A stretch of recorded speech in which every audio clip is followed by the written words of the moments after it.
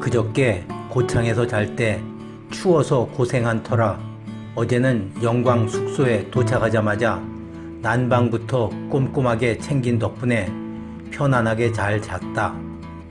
보일러도 잘 가동되었는데 혹시나 하는 노파심에 전기 장판까지 지나치게 틀어서 땀 흘리며 자다가 전기장판을 끄기 위해 깬 것이 유일한 옥의 티였다. 역시 무엇이든 과한 것은 좋지 않은 것 같다. 오늘은 오전 7시에 영광의 숙소를 나서 한평으로 향했다. 기온이 어제보다는 약간 높아졌지만 여전히 쌀쌀하다.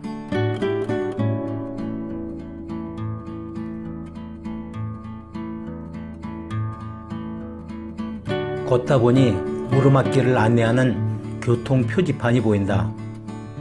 내가 전국 도보 여행을 처음 떠나고 얼마 동안은 오르막길을 만나면 지나치게 험하지 않을까 하는 은근한 걱정부터 했었다. 그런데 그동안 산세가 험한 충북지방과 전북의 동부지방을 걸으면서 오르막길을 수없이 걷다 보니 이젠 몸이 적응이 돼서 그러려니 하고 별다른 느낌이 없다.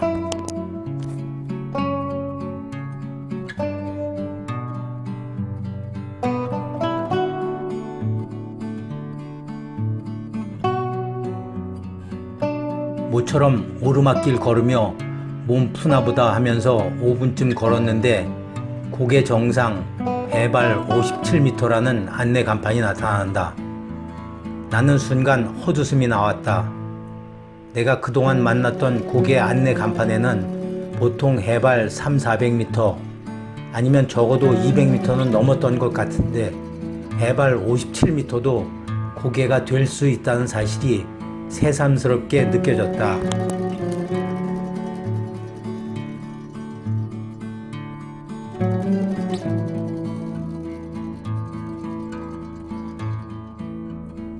그리고 한편으로는 세상 일이 다 그렇듯 사실 높이 자체가 문제인 것이 아니라 그 높이를 받아들이는 사람들의 주관적인 느낌이 더 중요할 수도 있다는 생각이 들었다.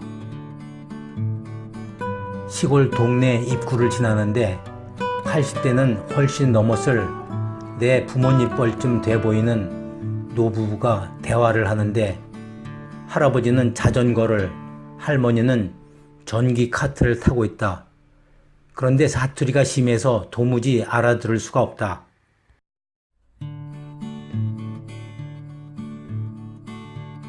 내 고향이 경기도이기도 하지만 나는 특히 지방 사투리에 대한 히어링이 약한 편이다.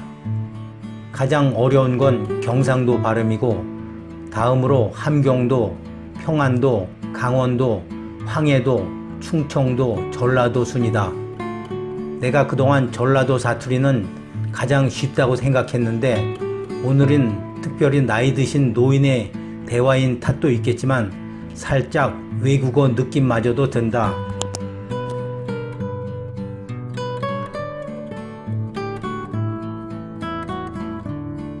할머니가 전기 카트를 타고 먼저 출발했다.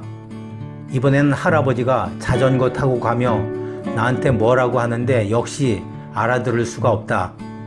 눈치를 봐서는 걷느라 수고 많다는 얘기인 듯하다. 나는 예의상 예 고맙습니다 하면서 계속 걸었다. 그리고 얼마를 걷다가 그 할아버지를 다시 만났다. 그리고 나한테 또다시 말을 걸어온다.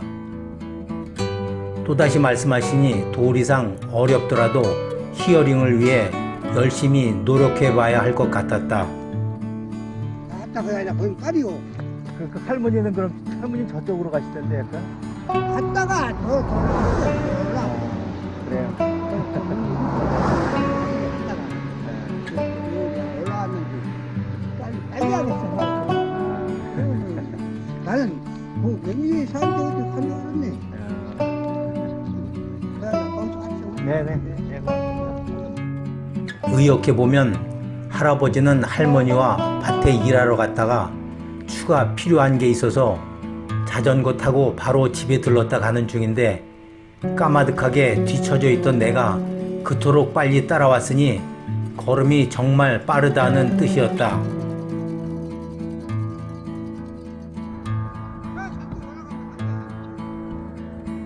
예.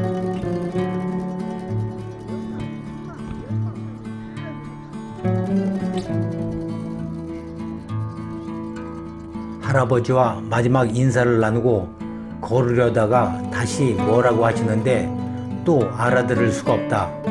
나는 큰 소리로 예 하면서 걸었다. 아마도 차조심하고 힘내라는 마지막 격려의 말이었을 것 같았다.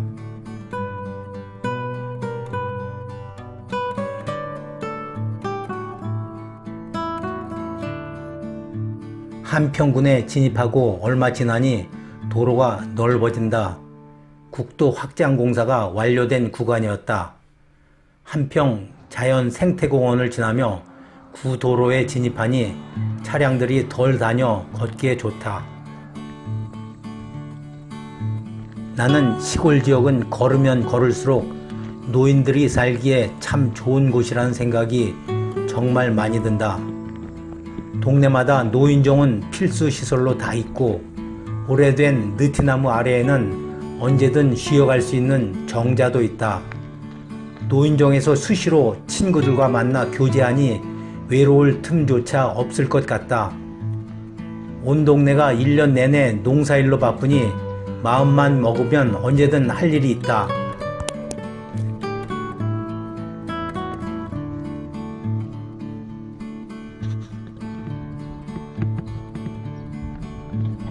시대가 많이 변했다고는 하지만 여전히 도시와는 비교할 수 없을 정도로 순수하고 효심이 깊은 젊은이들로부터 존경과 사랑도 받을 수 있다.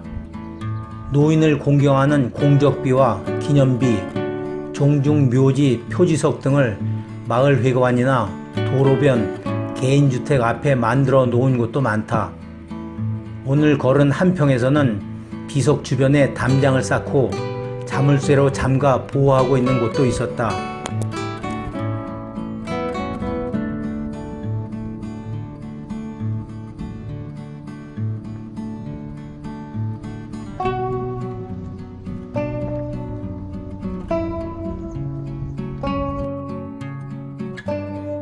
속담에 사람의 자식은 낳아서 서울로 보내고 마소의 새끼는 시골로 보내라는 말이 있지만 이제 노인들은 시골에서 살 수 있도록 배려해드리는 게 효도일 것 같다.